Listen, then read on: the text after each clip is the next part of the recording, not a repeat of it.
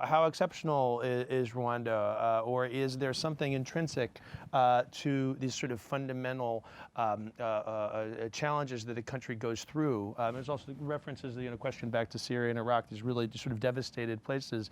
I mean, is there any reason to believe that the Rwandan experience might be not completely exceptional, that something positive can come after such devastation?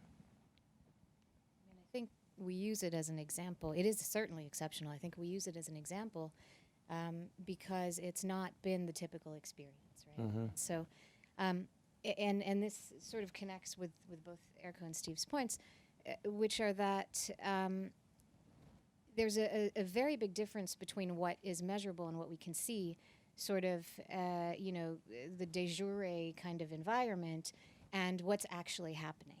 And so in Rwanda, there's fairly good enforcement of regulations. There's one would argue that there's fairly good control of corruption to a certain level, and many other countries that are low income or upper middle income countries, lower middle income countries, don't have the same ability to enforce regulations.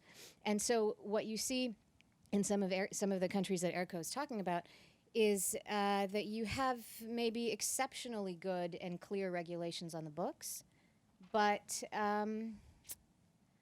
either ineffective or ambiguous enforcement of those regulations. Mm-hmm, and so mm-hmm. what we've seen, for example, in my own work on informal entrepreneurship, and we use a similar measure, actually I think the same measure that Erko uses, is that in countries where regulations are not well enforced, you have higher rates of informal entrepreneurship. And so so then things like corruption matter a great deal, and things like, the overall access to infrastructure matter a great deal. And so, yeah, I think Rwanda is a bit of an exception in terms of just, it's also a small country, the ability to enact regulations as well as enforce them. That's a twofold question. Right. It's not a matter of just writing the regulations properly. Right.